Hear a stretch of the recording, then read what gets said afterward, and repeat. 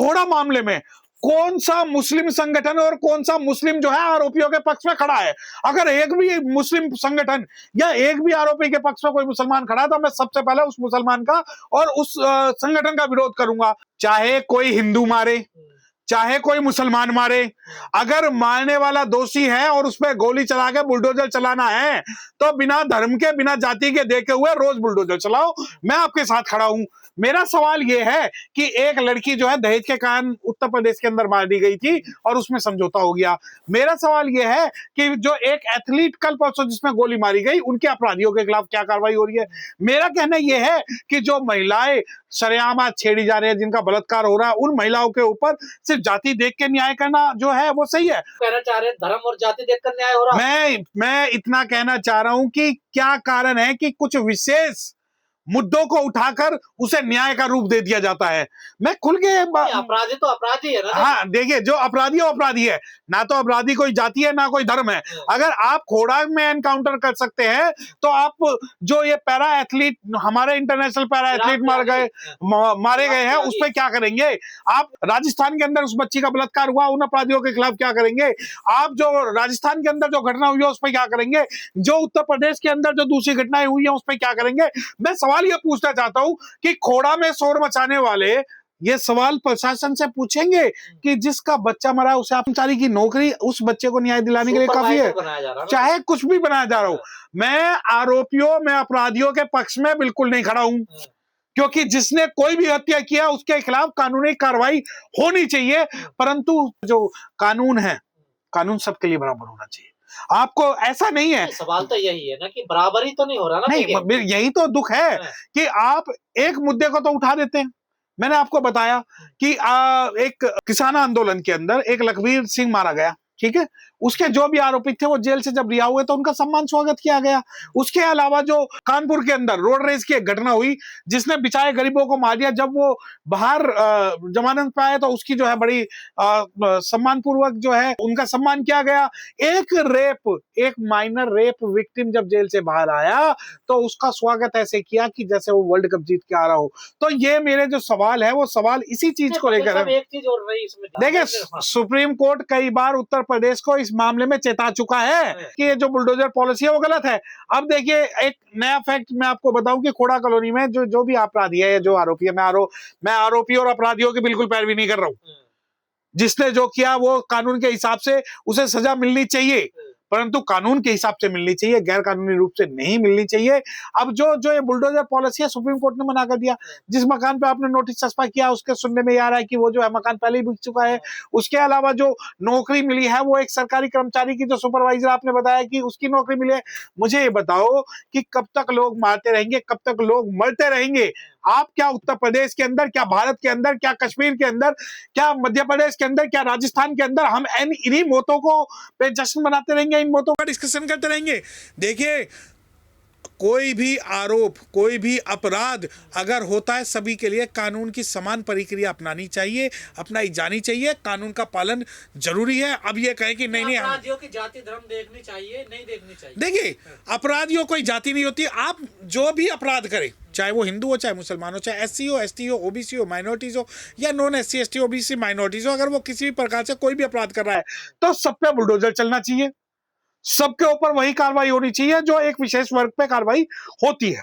देखिए, मैं तो अब हिंदू मुस्लिम का, देखिए मेरे साथ जब, मेरे समाज के साथ जब दुलीना हुआ मुसलमान नहीं थे, मेरे साथ जब मिर्जापुर हुआ तब नहीं थे, तब बथानी टोला जब हुआ हमारे समाज के साथ तब मुस्लिम नहीं थे, जब फूलपुर बातें हुआ तब मुस्लिम नहीं थे, और हाथरस हुआ तब मुस्लिम नहीं थे।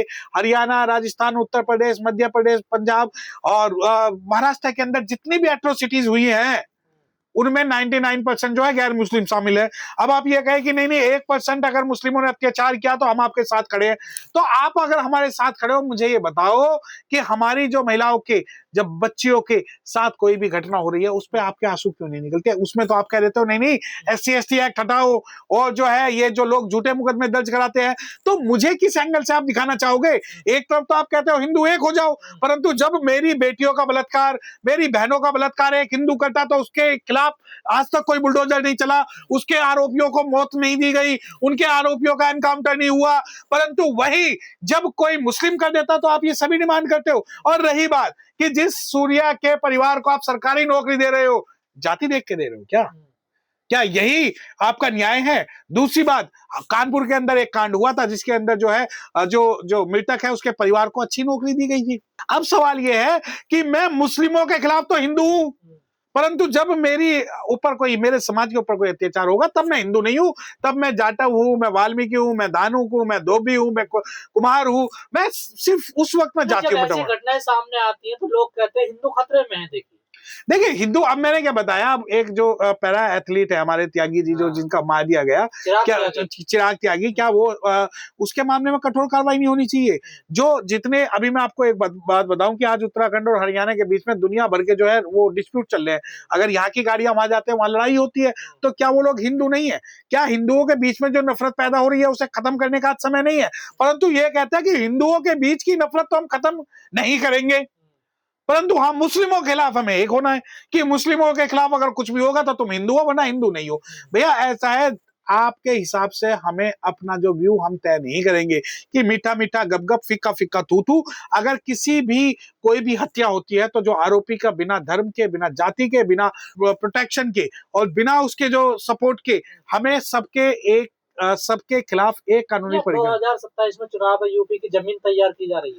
देखिए हाँ, हो सकता है कि यूपी की जमीन भी तैयार की जा रही हो, परंतु आप ये बात ध्यान रखिए कि ये जो जमीन है सिर्फ और सिर्फ इसलिए तैयार की जा रही है कि हम सामाजिक रूप से एक ना हो जाए। सामाजिक रूप से अगर आप ये देखिए कि मुस्लिमों के खिलाफ हिंदू एक हो जाओ, ये नारा तो चलेगा, परंतु जाति विहीन हिंदू समाज के नारा कोई नहीं चलाएगा। कोई भी देखिए, जिस दिन बीजेपी, जिस दिन आरएसएस ये कहेगी कि हम हिंदुओं को एक करने के लिए आज से जाति मिटाना शुरू करते हैं, तो यकीन मानिए मैं सबसे पहले जो है आरएसएस, मैं सबसे पहले बीजेपी और जो इनकी विचारधारा है, जो इनके मुद्दे हैं, उनमें खड़ा मिलूंगा। परंतु ये बात वो करेंगे नहीं। शास्त्री तो कर रहे हैं बात जाति मुक्ति की बात। नहीं, उन्होंने एक जो वो हम जब चैलेंज करते थे तो कि तुम जाति मुक्त एक गली तो बना के दिखा दो, राष्ट्र बनाने की तो दूर है, तो उन्होंने बनाया। धीरेन्द्र शास्त्री ने एक वो प्रोजेक्ट तैयार किया जिसके अंदर जो है 20 लाख रुपए से जो है फ्लैट शुरू हुए, हिंदू सिर्फ हिंदू खरीदेगा, जो मोटा पैसा देगा वो अपर क्लास हिंदू, जो कम पैसा देगा वो कम क्लास हिंदू। तो हिंदुओं के अंदर जो वैरायटी तय हुई वो पैसे के आधार पर धीरेन्द्र शास्त्री ने तय की है। अरे भैया धीरेन्द्र बाबा, मुझे अपना चेला बना लो। वकील साहब, ये जो नफरत फैल गई है समाज में, ये कैसे दूर होगी? ना देखिए, अब जो ये नफरत है, इस नफरत के शिकार हम सब हो चुके हैं। आज मोबाइल, मीडिया, मनी और जो इनकी विचारधारा वो सबको खोखला कर चुकी है अंदर से। आज कोई भी मैं ब्राह्मण, क्षत्रिय, वैश्य, शूद्र के अंदर का सबसे बड़ा जो आज विरोध है, सबसे बड़ा जो इसको नाश करने का कारण है, वो जाति प्रथा है।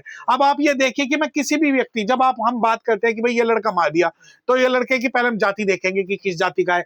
अरे चाहे हिंदू हो चाहे मुसलमान हो, मुझे ये बता दो कि खोड़ा मामले में कौन सा मुस्लिम संगठन और कौन सा मुस्लिम जो है आरोपियों के पक्ष में खड़ा है? अगर एक भी मुस्लिम संगठन या एक भी आरोपी के पक्ष में कोई मुसलमान खड़ा है तो मैं सबसे पहले उस मुसलमान का और उस संगठन का विरोध करूंगा। परंतु जब हमारे बच्चे का बलात्कार होता है, अभी मैं पिछले हफ्ते की घटना बता रहा हूं कि एक पुजारी ने एक माइनर बच्ची का रेप किया, उसके समर्थन में दुनिया भर के जो इन्होंने जो है वो रैली, जुलूस, प्रदर्शन, पुलिस थाने और सब जगह निकाले कि नहीं ये तो जो है आरोप झूठे हैं। तो ये जो आरोप है, और भैया देखिए, जब अगर कोई, मैं बाबा साहब को मानने वाला हूं कि there would be question between my caste and my nation, I will choose nation first, I am Indian first and Indian lastly. तो मैं तो भारत के साथ खड़ा हूं। तो भारत का भला ऐसे ही होगा? ना भारत का भला ऐसा नहीं होगा, क्योंकि इन लोगों ने हमारी मानसिकता जो है इस प्रकार से कर दी गई है कि हम कुछ भी सोचने में आज ऐसा समझता है। सिर्फ हम देखते हैं, हमारा जो माइंड है वो तय करता है, मीडिया तय करता है कि भाई मीडिया ने कहा कि आपको जो है ये मुद्दा, खोड़ा का तो मुद्दा उठाना, दुल्हिना का नहीं उठाना, फूलपुर बातें का नहीं उठाना, आपको दिल्ली का नहीं उठाना, आपको हरियाणा का नहीं उठाना, आपको अलवर का नहीं उठाना, आपको राजस्थान का नहीं उठाना, आपको कोई भी मुद्दे नहीं उठाने। तो जी मेरे मुद्दे जो है मीडिया तय नहीं करेगी। अगर समाज के ऊपर कोई भी आंच आ रही है और उसके आरोपी किसी भी जाति के, किसी भी धर्म के, तो हम उसके खिलाफ खड़े हुए हैं। लेकिन आप सभी लोग ये भूल जाते हैं कि दुलीना में क्या हुआ, झज्जर में क्या हुआ, फूलपुर में क्या हुआ, फूलपुर बाते में क्या हुआ, मिर्जापुर में क्या हुआ। और आप ये सभी सवाल, जो सभी हत्याएं भूल के अगर आप मुझे ये कहते हैं कि अगर कोई मुसलमान मारे तो मैं छाती पीट के हाय तौबा मचाऊं, लेकिन अगर कोई गैर मुस्लिम मारे तो मैं बिल्कुल चुपचाप रहूं। आज आपने मुझसे ये सवाल क्यों नहीं पूछा कि आज राजस्थान के अंदर 111-12 साल की लड़की का 4-5 लोगों ने बलात्कार करके मार के उसे पहाड़ी पे फेंक दिया, उसके परिवार को मार दिया। आपने मुझसे सवाल तो नहीं पूछा। आपने मुझसे सवाल नहीं पूछा कि गुंजन एक लड़की जो थी, वो माइनर लड़की थी जो दिल्ली के अंदर जिसके साथ रेप करके उसे मार के फेंक दिया गया। आपने मुझसे सवाल नहीं पूछा। आपने मुझसे आज तक ये नहीं पूछा कि जो एक इंटरनेशनल पैरा एथलीट हमारा कल परसों मारा गया है, क्या वो मारा, उसके ऊपर किसी ने जो है शोर मचाया। अब आप कहो कि नहीं नहीं, ये जो खोड़ा वाली जो घटना है, इस घटना पे आपको आपकी प्रतिक्रिया देनी है।